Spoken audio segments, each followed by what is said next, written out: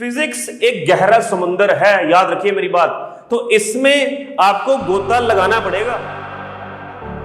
गोता तो लगा लें, अगर स्विमिंग ना आती तो फिर क्या करेंगे? तो वो टेंशन छोड़ दीजिए।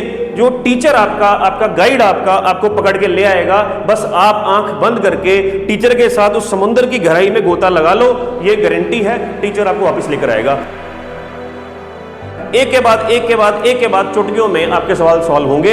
लाइन के अलोंग F = ma लगा सकते हैं और अपने रिस्पेक्टिव आंसर्स तक पहुंच सकते हैं, चाहे आप ऐसे घूम के आ जाओ, चाहे ऐसे घूम के आओ, चाहे ऐसे घूम के आ जाओ। जय श्री राम, सत श्री अकाल, आदाब प्यारे बच्चों, कैसे हैं? उम्मीद करता हूं कि आप सब फर्स्ट क्लास हैं। और एक बार फिर मैं आपके सामने रूबरू हुआ हूं। मैं आपका अपना प्रोफेसर वरुण शुक्ला। स्वागत है आपका मेरे YouTube चैनल आगाज VS क्लासेस पर।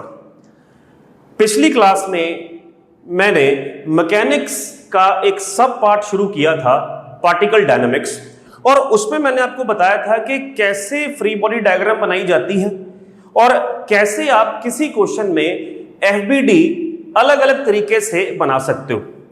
अलग अलग तरीकों से मेरा मतलब है कि कब आपने पूरे सिस्टम को कंसिडर करना है या आपने अलग अलग बनाना है, सिस्टम से चीजें अलग अलग करके। तो दोनों ही तरीके मैंने आपको डिटेल में समझाए थे। आज मैं फिर से उसी क्लास का अगला पार्ट आपके सामने लेकर हाजिर हुआ हूं। बड़ी शानदार क्लास है आज की, वीडियो मेरी एंड तक देखिएगा। और आपसे रिक्वेस्ट है, जैसे आप मेरी वीडियोस को लगातार खूब सारा प्यार देते चले जा रहे हो, आप मेरी हर वीडियो पर जरूर कमेंट करें, लाइक करें, शेयर करें, चैनल को सब्सक्राइब करें और अपने दोस्तों तक पहुंचाएं, ताकि घर बैठा हर बच्चा इन लेक्चर्स का आनंद ले सके। तो चलिए, आज मैं अपने लेक्चर में लॉज ऑफ मोशन का जो न्यूटन का दूसरा लॉ है, दैट इज F = ma, उसके बारे में मैं डिटेल में आपसे बात करूंगा। कॉन्सेप्ट सीखेंगे और अलग अलग न्यूमेरिकल्स के केसेस पे इस पे लगाएंगे। और मैं बीच में आपको ट्रिक्स भी बताऊंगा कि कैसे आप F = ma को अलग अलग तरीकों से अप्लाई कर सकते हो। फिर जो आपको पसंद आएगा वो आप अपनी मर्जी से लगा सकते हो, जिसपे आपकी पकड़ बन जाएगी। ठीक है, तो ज्यादा विलंब ना करते हुए शुरू करते हैं आज का लेक्चर, जिसका टॉपिक है applications of Newton second law of motion. चलो, तो ध्यान से देखिएगा। तो मैं, जैसे कि आप देख रहे हैं, मैं शुरुआत करूंगा वेरियस केसेस ऑफ लिफ्ट से। तो लिफ्ट के काफी केसेस होते हैं, एनसीईआरटी में भी इसका जिक्र है, तो एक एक करके डिस्कस करते हैं। तो पहला जो केस है, लेट अस टेक एक लिफ्ट है। लिफ्ट के अंदर एक ब्लॉक पड़ा है, या आप ये कह सकते हो लिफ्ट के अंदर एक वेइंग मशीन पड़ी है, उस पे आप खड़े हो, आपको आपका भार नापना है। तो अलग अलग तरीकों से सवाल बनता है। तो एक सिंपल ऑब्जेक्ट भी हो सकता है या ये एक वेइंग मशीन हो सकती है, राइट। तो आपको कहेगा कि भाई रीडिंग ऑफ द मशीन बताओ, या आपको सीधा ही कहेगा कि भाई जो लिफ्ट का ये फ्लोर है वो कितनी कॉन्टैक्ट फोर्स इस ब्लॉक पे लगा रहा है वो निकालिए। तो आपको बता दूं, जब आपको रीडिंग के सवाल आए तो रीडिंग में आपको नॉर्मल रिएक्शन की वैल्यू निकालनी होती है। ठीक है, तो चाहे वो आपको रीडिंग पूछ ले, चाहे आपको वो कांटेक्ट फोर्स पूछ ले, आपने Na निकालना है। तो पहले इसकी फ्री बॉडी डायग्राम बनाएंगे। क्या करना है, इसका वेट नीचे एक्ट करेगा mg, और कांटेक्ट बना हुआ है, जितने फिजिकल कांटेक्ट होते हैं उतनी नॉर्मल रिएक्शंस होती हैं। एक ही कांटेक्ट है तो एक ऊपर को ये धक्का मारेगा, राइट। मान लीजिए ये लिफ्ट जा रही है, A एक्सेलरेशन से ऊपर जा रही है, तो आपको n की वैल्यू निकालनी है। ठीक है, तो करना क्या है, जब भी सिस्टम एक्सेलरेट करे तो आपके दिमाग में हमेशा F = ma आ जाना चाहिए, राइट। जो F है वो हमेशा नेट एक्सटर्नल फोर्स होती है, यानी बाहर वाली फोर्स होती है, इंटरनल फोर्स नहीं होती, और नेट होती है यानी रिजल्टेंट होता है। यानी एक ऑब्जेक्ट में जरूरी नहीं है कि एक ही फोर्स लगे, बहुत सारी फोर्सेस लग सकती हैं। तो हमें क्या काम करना है, जितनी भी फोर्सेस लग रही हैं उनका रिजल्टेंट निकाल के यहां डालना है, राइट। तो कैसे करना है, जो बिगिनर्स हैं या जो ये चैप्टर शुरू अभी इन्होंने कराई है, तो उनके लिए मुझे एक एक लाइन बतानी पड़ेगी। हाँ, बाकी जिन्होंने ये जो 12वीं में है या ड्रॉपर्स हैं या जो भी मेरी वीडियो देख रहे हैं उनको शायद आइडिया होगा, लेकिन क्योंकि मुझे पता नहीं है कि कौन कौन से व्यक्ति मेरे वीडियो देख रहे हैं, तो इसलिए मैं माइन्यूट डिटेल्स भी कवर करूंगा। ठीक, तो देखिए क्या है, सिस्टम ऊपर जा रहा है। इस इक्वेशन का एक रूल है, जिस तरफ एक्सेलरेशन हो रही हो उस तरफ देखिए, ऊपर हो रही है, इसके ठीक पैरेलल कौन सी फोर्स नजर आ रही है? एन। मैं एंटी पैरेलल नहीं कह रहा, पैरेलल। और एंटी पैरेलल कौन सी है? mg। तो आपने ये देखना है, जो ये एक्सेलरेशन जिस तरफ हो रही है उस तरफ वाली फोर्स बड़ी फोर्स होती है। तो ये बड़ी फोर्स है, छोटी फोर्स है। आप ऐसे समझ लीजिए, कोई एक जाना मुझे इधर खींच रहा है, कोई इधर खींच रहा है, लेकिन मैं इधर जा रहा हूं। क्यों? क्योंकि इस व्यक्ति की फोर्स ज्यादा है। तो मान लीजिए 100 से मुझे इधर किसी ने खींचा, 80 से इधर खींचा, तो मैं इधर जाऊंगा कितनी फोर्स से? 20 न्यूटन की फोर्स से। तो कैसे निकाला आपने? बड़े में छोटी माइनस करके, क्योंकि ऑपोजिट वेक्टर्स हमेशा सब्ट्रैक्ट होते हैं। तो इसलिए ये बड़ी फोर्स है, छोटी फोर्स है। तो F नेट फोर्स कितनी बनी? N minus mg is equal to ma, right. So यहां से N का आंसर आ गया, N is equal to mg plus ma। तो दिस इंप्लाइज m कॉमन आ गया, g प्लस a। सो ये आपकी रीडिंग भी आ चुकी है, या ये कांटेक्ट फोर्स का कंपोनेंट जो कि नॉर्मल रिएक्शन आ चुका है। क्लियर है? तो यहां से ये पता लगा, जब भी लिफ्ट ऊपर जाए तो आपका जो भार है, आपका जो नेचुरल भार है दैट इज mg, वो हमेशा बढ़ जाता है, उसमें ma ऐड हो जाता है। ठीक है, तो n is equal to mg plus a, इसका आंसर आ गया, राइट। इसी का केस 2। अब मान लीजिए लिफ्ट जा रही है नीचे, ठीक है, सेम केस है, ये mg हो जाएगा, ये n हो जाएगा, लिफ्ट नीचे आ रहा है। तो आप खुद ही ट्राई कीजिए। अब एक्सेलरेशन नीचे है, तो ये बड़ी फोर्स हुई, छोटी फोर्स हुई, ऑपोजिट वेक्टर अभी सब्ट्रैक्ट होने, तो हमने F is equal to ma लगाया, तो नेट फोर्स कितनी बनी? mg minus n is equal to ma। तो n का आंसर आ गया mg minus ma, mg minus n। ठीक है, तो जब आपकी लिफ्ट नीचे आए तो आपका जो भार है वो कम महसूस होता है आपको। ये रीडिंग का आंसर आ गया। तो ये दो बेसिक केस मैंने डिस्कस किए। अब यहां से एक शानदार केस में डिस्कस करने जा रहा हूं, इट इज इंपॉर्टेंट। तो ये अब जो पार्ट है ये ध्यान से सुनिएगा, राइट। अब मैं एक केस लेता हूं, लेट मी रब, yes. So this is one special case, इस पे ध्यान देना, it is important. This one special case. मैं फिर से एक लिफ्ट बनाता हूं और मान लिया उसकी एक्सेलरेशन है, ठीक है, ये वही चीज है, नीचे आ रही है, अब जैसे ही नीचे आ रही थी, क्लियर है। अब मैं मान लेता हूं कि ये लिफ्ट 4g की एक्सेलरेशन से नीचे आ रही है। कितनी? 4 टाइम्स ग्रेविटी। तो अब ग्रेविटी से 4 गुना, तो क्या होगा देखते हैं। तो एक्सेलरेशन जितनी मर्जी हो, अगर नीचे हो रही है तो सेम ऐसे लगेगा, यानी डायरेक्टली आप ये लगा सकते हो, ठीक है। लेकिन मैं इक्वेशन बना देता हूं, तो फिर से वही इक्वेशन बनी, mg minus n is equal to ma। mg minus n, a की वैल्यू डाल दीजिए, कितनी है? 4g। तो n आ गया आपका mg माइनस 4mg, ये n आ गया माइनस 3mg, ठीक है। तो अब ध्यान से देखिए, n यहां पर नेगेटिव आ गया। अब ये नेगेटिव के कई मायने हैं, तो एक एक करके समझते हैं। तो जो अगर मैं इसकी FBD देखूं, तो FBD में जो n लगा है वो ऊपर की तरफ लग रहा है। तो मैं ये कह सकता हूं कि जो लिफ्ट का फ्लोर है वो ऊपर की तरफ ब्लॉक पर कितनी फोर्स लगा रहा है? Minus 3mg। ये इसका मतलब है। तो ये देखते हैं, this means that floor of the lift applies an upward force of n is equal to minus 3mg on the block। ये कह सकते हैं ऊपर को इसलिए कहा कि फोर्स ऊपर को लग रही है, या इसका ऑपोजिट मतलब क्या है? अगर ऊपर की तरफ माइनस 3mg लग रही है तो बताओ बच्चों नीचे की तरफ कितनी लगेगी? प्लस 3mg कह सकते हैं हम, ठीक है। और we can say n is equal to +3 mg downwards.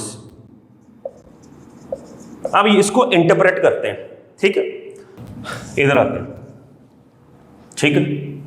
तो ये मैंने लिफ्ट का फ्लोर बना लिया, उस पर ब्लॉक रखा, ठीक है जी। तो ये मैंने n is equal to +3 mg downward show कर दिया, क्लियर है। अब ऐसा समझिए, क्या ये पॉसिबल है? ये कभी पॉसिबल नहीं है। क्यों? क्योंकि जो n होती है ना, इसका ये मतलब हुआ कि लिफ्ट का फ्लोर ब्लॉक को खींच रहा है नीचे। ये डाउनवर्ड का मतलब क्या है? लिफ्ट का फ्लोर ब्लॉक को नीचे खींच रहा है। ऐसा तो हो ही नहीं सकता, क्योंकि ये जो नॉर्मल रिएक्शन है, it is always a pushing force. तो ये फ्लोर हमेशा पुश करता है, ये तो पुल कर रहा है। So this is not possible. मेरी बात समझे? तो इसका मतलब है हम इसमें ये कह सकते हैं कि जब n is equal to -3 mg आएगा, क्योंकि +3 mg वाला केस तो गेम से बाहर हो गया, क्योंकि n तो हमेशा पुशिंग फोर्स है, राइट। तो n -3 mg ही मानी जाएगी, और n -3 mg का मतलब ये होगा कि अब जो है ब्लॉक फ्लोर के साथ अपना कांटेक्ट छोड़ देगा जब भी n नेगेटिव आ गया। So this means the block will not be in contact with the floor of the lift। So ये एक शानदार कॉन्सेप्ट है, आप फिर से सुन लीजिए। मैंने क्या कहा? मैंने ग्रेविटी से ज्यादा एक्सेलरेशन मान ली। जब मैंने ग्रेविटी से ज्यादा एक्सेलरेशन मानी और लिफ्ट जो है वो डाउनवर्ड आ रही थी, मान लीजिए 3g या 4g एक्सेलरेशन से, तो मैंने बेसिक इक्वेशन लगाई F is equal to ma से, तो हमने देखा कि n नेगेटिव आ गया। n नेगेटिव का क्या मायने है? एक मायने उसका ये है कि n क्योंकि ऊपर की तरफ लगी है, तो हम कहेंगे ऊपर की तरफ नेगेटिव n लगी है, या नीचे की तरफ पॉजिटिव n लगी है। नीचे की तरफ वाली पॉजिटिव पॉसिबल नहीं है, क्योंकि फिर उसे ऐसे लगेगा कि फ्लोर नीचे की तरफ खींच रहा है, तो n हमेशा पुशिंग फोर्स होती है, तो वो गेम से बाहर हो गया। तो ऊपर की तरफ नेगेटिव आने का मतलब है कि ब्लॉक ने लिफ्ट के साथ कॉन्टैक्ट छोड़ देना है। तो ये याद रखना, ये एक शानदार कॉन्सेप्ट है। चलिए आगे बढ़ते हैं। अगला जो एक मैं और केस लेता हूं आपका, let us take one numerical, ठीक है। उसमें देखेंगे कि F is equal to ma किस तरह से लगाते हैं, क्या क्या चीजें बनती हैं, कैसे लगाया जाता है, और बेटर सोचते हैं। Let us take one numerical. मान लीजिए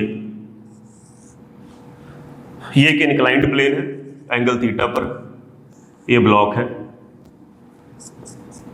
ये किसी तरह फिक्स की हुई है, ठीक है जी। ये ब्लॉक नीचे आ रहा है ये एक्सेलरेशन से, इसका मास m है। आपको क्या क्या पूछा है? फाइंड, पहले पार्ट में ये कितनी एक्सेलरेशन से नीचे आ रहा है, a ऑफ द ब्लॉक। दूसरे पार्ट में time taken by the block to reach the bottom, कितना समय ब्लॉक लगाएगा नीचे आने के लिए, ठीक है। तो लेट अस सॉल्व दिस। अब जो एक्सेलरेशन है, सबसे पहले वही फ्री बॉडी डायग्राम बनानी पड़ेगी, इसकी बनाते हैं। इंक्लाइंड प्लेन पे आपको बताया हुआ है कैसे करना है, ये mg बनाना है। अगर ये थीटा है तो ये हमेशा थीटा होगा। mg एंगल के साथ वाला कंपोनेंट हमेशा कॉस का होता है, और दूसरे वाला कंपोनेंट हमेशा साइन का होता है, आपको पता है। और कॉन्टैक्ट से एक नॉर्मल रिएक्शन ऊपर की तरफ आएगी, राइट। तो ये नीचे की तरफ एक्सेलरेट कर रहा है a, ये निकालना है।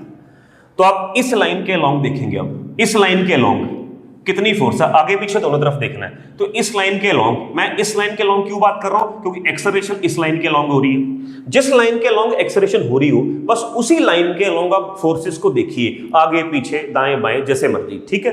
तो मैं इस लाइन के अलोंग देख रहा हूं, तो एक ही फोर्स ऐसे लगी है, तो इसका मतलब ये बॉडी जो है इस फोर्स के कारण नीचे आ रही है।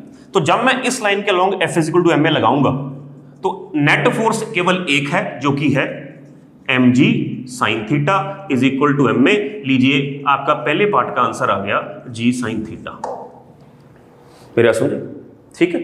अब time taken by the block to reach the bottom, तो मान लीजिए इस इंक्लाइंड प्लेन की हाइट h है, और ये जो दूरी है ये l है, राइट। तो टाइम के लिए I can consider one kinematic equation S is equal to ut plus half at square, right. तो S ये डिस्टेंस ले लेते हैं, दैट इज L। u आप 0 ले सकते हो क्योंकि जब ब्लॉक कांस्टेंट एक्सेलरेशन से नीचे आ रहा हो तो आप हमेशा इनिशियल वेलोसिटी 0 ले सकते हैं अनटिल और अनलेस कुछ क्वेश्चन में मेंशन हो, ठीक। तो u 0 हो गया प्लस हाफ a आ गया आपका g साइन थीटा, निकाला हुआ है आपने, a t स्क्वायर आ गया। तो यहां से जो t बना तो एक तो L की फॉर्म में आंसर आ गया, लेकिन ज्यादातर वो ना हाइट की फॉर्म में आंसर देंगे आपको। तो let us convert this L into H। कैसे कन्वर्ट कर सकते हैं? आप इस ट्रायंगल में साइन थीटा निकाल लेंगे। Sign theta is perpendicular H upon hypotenuse. तो यहां से जो L आ गया वो कितना आ गया? H by sine theta, right. तो ये L H by sine theta यहां आप डाल देंगे तो ये बन जाएगा हमारे पास H by sine theta is equal to half g sine theta into T square. तो यहां पे t का आंसर आ गया अंडर रूट में 2h by g under root into 1 by sine theta. This is the answer, please see. तो ठीक है जी, तो आपने टाइम देख लिया, एक्सप्रेशन देख ली। अब मैं इसी क्वेश्चन में कुछ एक दो ट्रिक्स और बताऊंगा, एक दो तरीके और बताऊंगा कि कैसे आप वही सेम आंसर जो पीछे हमने निकाला टाइम का, वो अलग अलग तरीकों से निकाल सकते हो। देखिए, मेरा मकसद आपको ये है कि ज्यादा से ज्यादा तरीके सिखाए जाएं ताकि आपका दिमाग स्टिमुलेट हो। जब तक दिमाग स्टिमुलेट नहीं होगा फिजिक्स नहीं आएगी। फिजिक्स एक गहरा समुंदर है, याद रखिए मेरी बात। तो इसमें आपको गोता लगाना पड़ेगा, याद रखना। फिर आप कहोगे सर गोता तो लगा लें, अगर स्विमिंग ना आती तो फिर क्या करेंगे? तो वो टेंशन छोड़ दीजिए। जो टीचर आपका गाइड आपको पकड़ के ले आएगा, बस आप आंख बंद करके टीचर के साथ उस समुद्र की गहराई में गोता लगा लो, ये गारंटी है टीचर आपको वापस लेकर आएगा। तो फिजिक्स की गहराई है, तो गहराई में हमेशा चीजें सीखिए और इसलिए अलग अलग तरीके जरूर सीखिए। फिर आपका जिस पे हाथ बन जाए वो लगाइए, ठीक है। अब मैं सेम क्वेश्चन है, एक्सेलरेशन तो हमें पता ही है जी साइन थीटा, राइट। कितना समय लिया वो मैं एक और तरीके से आपको लगा के बताऊंगा, ध्यान से सुनिएगा। तो मैं फिर से ये वाले ब्लॉक की एफबीडी बनाऊंगा। तो एफबीडी पे फोकस करना, mg नॉर्मल रिएक्शन, ये theta that is mg cos theta, mg sin theta. अब ध्यान से देखना एक बात, ठीक है। मैं थोड़ी सटल चेंज करूंगा, थोड़ी सी बारीकी। क्या करना है, ये लाइन को आगे एक्सटेंड कर दो, ठीक है। ये थीटा तो ये थीटा हो गया, वर्टिकली ऑपोजिट एंगल्स, राइट। अब मैं इस n के भी कंपोनेंट बना सकता हूं। तो n का इधर कंपोनेंट क्या होगा? n cos theta. इसी के परपेंडिकुलर इधर कौन सा होगा? n sin theta. बन गया। अब मैं एक काम करता हूं, मैं ये वाली लाइन के अलोंग, ध्यान सुनना, मैं ये वाली लाइन के अलोंग न्यूटन का सेकंड लॉ लगाता हूं। पहले मैंने क्या किया, जो पिछले कॉन्सेप्ट में मैंने आंसर निकाला वो मैंने किस लाइन के अलोंग लगाया था? मैंने इस लाइन के अलोंग लगाया था। अब मैं क्या कर रहा हूं, मैं इस लाइन के अलोंग न्यूटन सेकंड लॉ लगा रहा हूं, ठीक है। सो मान लीजिए, और नीचे की तरफ एक्सेलरेशन मैं a मान लेता हूं। मैं नीचे की तरफ इसलिए की क्योंकि अगर ब्लॉक इधर आ रहा है, ब्लॉक इधर आ रहा है, तो उसका कोई ना कोई कंपोनेंट इधर होगा ही होगा, समझे। तो मान लीजिए a, इस तरफ जो एक्सेलरेशन है वो कितनी है? जी साइन थीटा, जो हमने निकाल के किया था। अब इस तरफ हमें पता नहीं है, ये मान ली। तो let us apply second law along the vertical direction, that is F is equal to ma।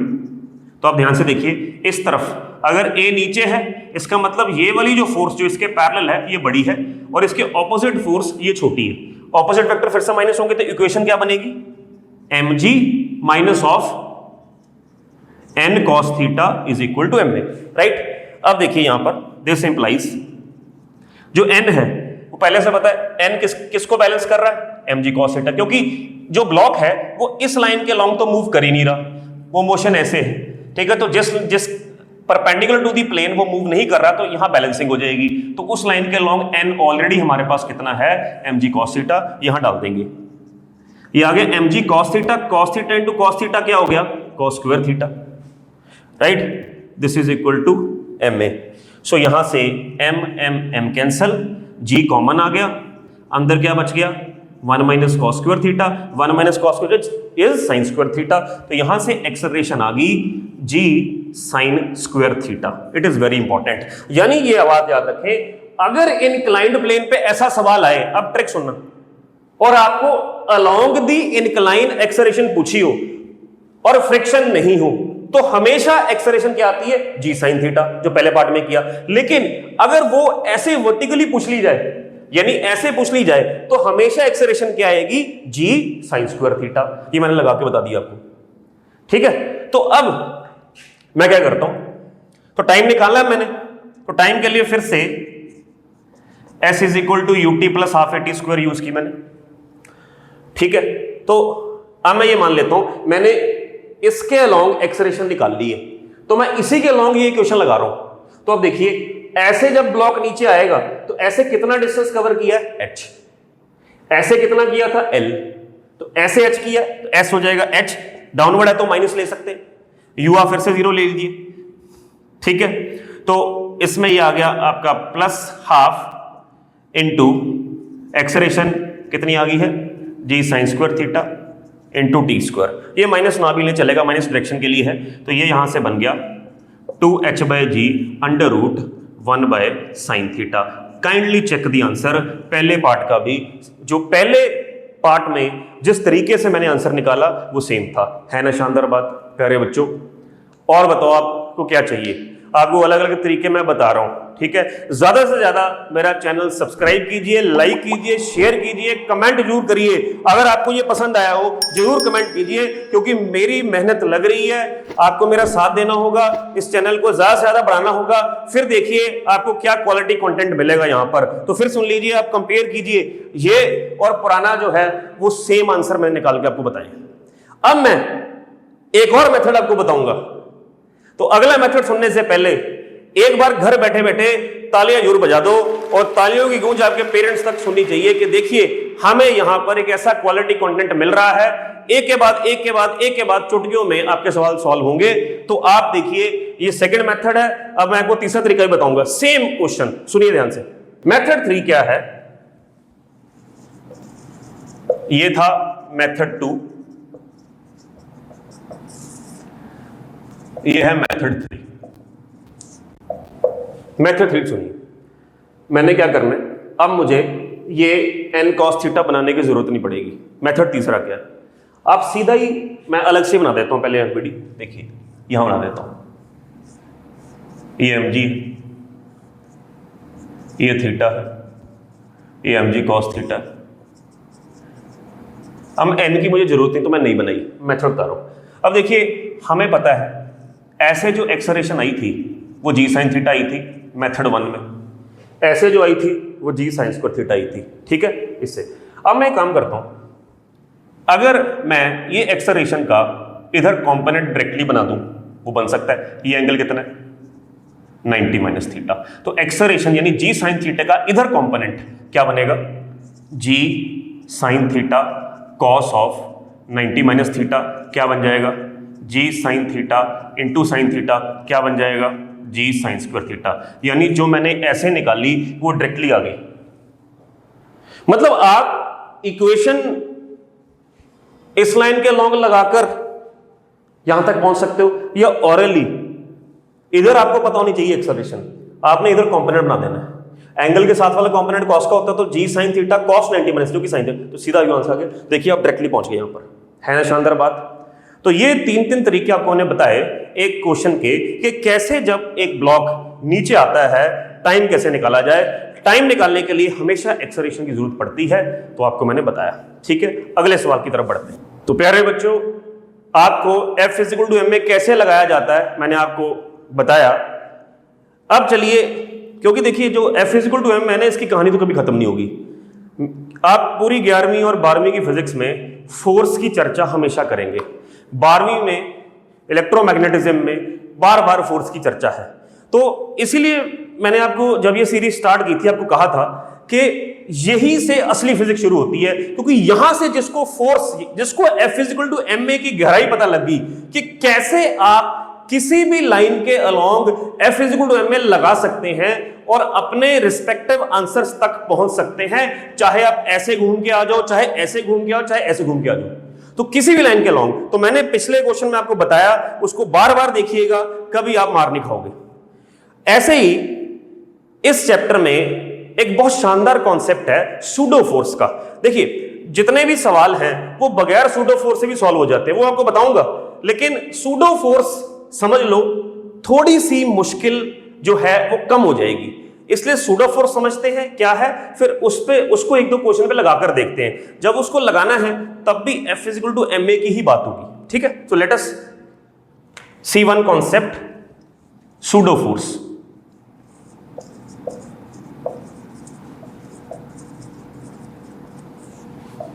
ठीक है, देखिए सूडो शब्द का मतलब होता है नकली, इमेजिनरी, राइट। तो न्यूटन ने ही ये कॉन्सेप्ट दिया। देखो थोड़ी सी बैकग्राउंड बता दूं, न्यूटन ने कहा कि देखो भाई, अगर आपने मेरा F is equal to ma एक ऐसे फ्रेम ऑफ रेफरेंस में लगाना है जो एक्सेलरेटिंग फ्रेम हो, जो एक्सेलरेट कर रहा हो, तब आपको सूडो फोर्स लगानी पड़ेगी, ठीक है। यानी अगर आप अपने सवाल अर्थ की बजाय किसी और फ्रेम पर चढ़कर करो, जैसे फॉर एग्जांपल एक ट्रक एक्सेलरेट कर रहा है सड़क पर, राइट, उसके ऊपर एक ब्लॉक पड़ा है, ठीक है। अब वो ब्लॉक पीछे की तरफ जा रहा है, ठीक है, यानी गिरने वाला है ट्रक से, तो ट्रक तो एक्सेलरेट कर रहा है, तो जो ट्रक के ऊपर बैठा है उसके हिसाब से अगर वो उस ब्लॉक की पीछे जाने वाली एक्सेलरेशन को निकालोगे तो वो आप non inertial frame of reference से कर रहे हो, यानी वो फ्रेम जो एक्सेलरेटिंग हो। तो न्यूटन ने कहा अगर आप ट्रक पर चढ़कर ये न्यूमेरिकल सॉल्व करना चाहते हो और आप F इक्वल टू ma लगाना चाहते हो तो आपको सूडो फोर्स लगानी पड़ेगी। अगर आप वही सेम क्वेश्चन ग्राउंड के फ्रेम से करो, ग्राउंड पे खड़े होकर देखो, तो आपको जरूरत नहीं है, क्योंकि ग्राउंड इनर्शियल फ्रेम है। तो सिंपल सी बात याद रखें, सूडो फोर्स तब लगाई जाती है जब फ्रेम नॉन इनर्शियल हो, यानी एक्सेलरेटिंग हो। तो मैं आपको एग्जांपल देता हूं, देखिए क्या। सबसे पहली बात, कुछ इसके रूल्स बता दो। सूडो फोर्स इज ऑलवेज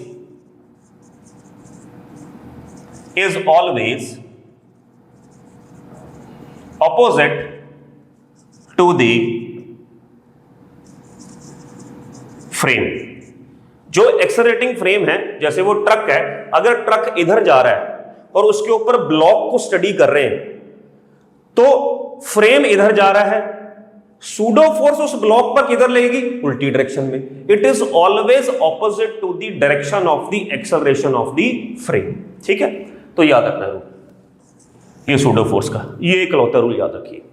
अब let us take one example, एक न्यूमेरिकल लेते हैं, उसको सॉल्व करते हैं।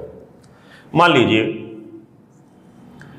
ये लिफ्ट है, ठीक है, ये 2 मीटर पर सेकेंड स्क्वायर से ऊपर जा रही है और इसके अंदर 2 ब्लॉक्स पड़े हैं, ये 2 किलोग्राम का, ये 5 किलोग्राम का, ठीक है। तो आपको सवाल कर दिया, find the normal reaction force between the 2 blocks. In 2 blocks के बीच में जो कांटेक्ट फोर्स का कंपोनेंट है वो निकालना है। तो आप देखिए, वो आप 2 तरीकों से निकाल सकते हो, चाहे आप 2 kg की एफबीडी बना लो, चाहे 5 की बना लो। क्यों? क्योंकि 5 ने इसको पुश करना है एन से, उतनी फोर्स से इसने नीचे पुश किया, एक्शन रिएक्शन पेयर्स होंगे, तो जैसे मर्जी बना लीजिए। तो मैं 2 kg की बनाकर देखता हूं सबसे पहले। तो 2 kg की मैंने एफबीडी बनाई, नीचे वेट ये एन निकालना है, ठीक है, और ये ऊपर जा रहा है 2 की एक्सेलरेशन से। तो बगैर सूडो फोर्स से करना है तो ये मैं कर दूं मेथड 1। तो वो तो हमें पता है, ऊपर जा रही है तो ये बड़ी फोर्स, ये छोटी फोर्स, इक्वेशन बन गई n-2g इज इक्वल टू जितना इसका मास है 2 × 2, g 10 ले लो तो 20 और ये 24 न्यूटन आ गया। ये मेथड 1 है। मेथड 2 क्या है? मेथड 2 बाय सूडो फोर्स,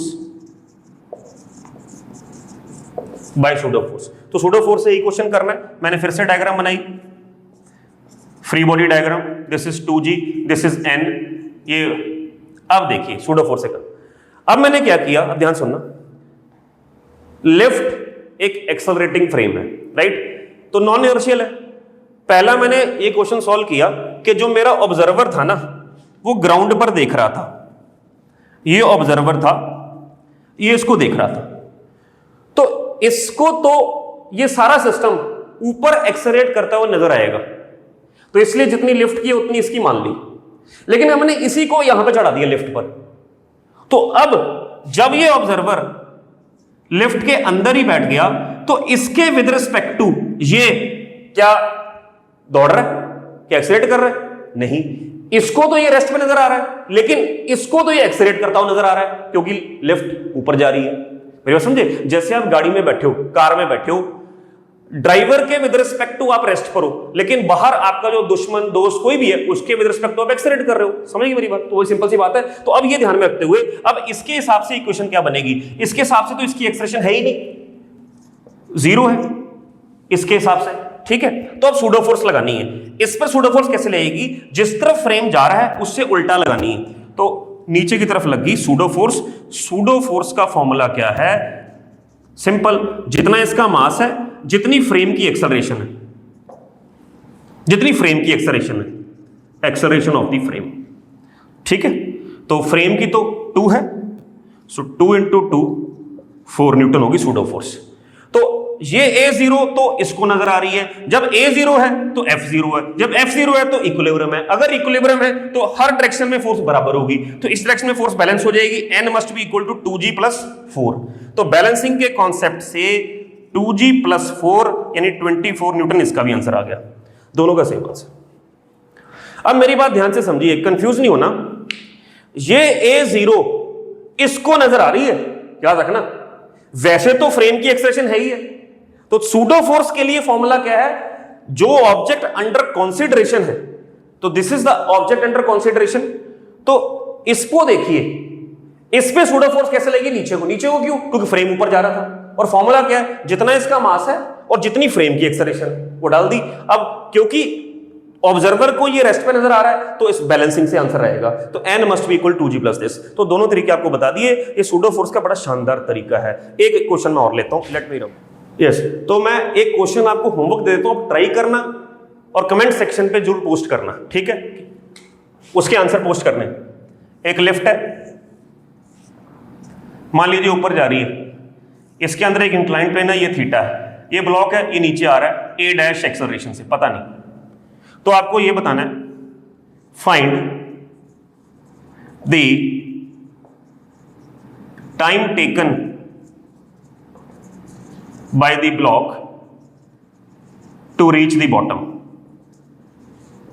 ये कीजिए, और इसमें ये जो लिफ्ट का ये है, ये L ले लीजिए डिस्टेंस, ठीक है? तो जरूर करना, कमेंट सेक्शन पे आंसर पोस्ट करना, और लाइक कीजिए, सब्सक्राइब कीजिए, शेयर कीजिए, कमेंट कीजिए, अपना प्यार शो कीजिए। मैं अगला लेक्चर भी जल्द लेकर आऊंगा मैकेनिक्स का, डिटेल में हम डिस्कस करेंगे। जय श्री राम, सत श्री अकाल, आदाब, धन्यवाद।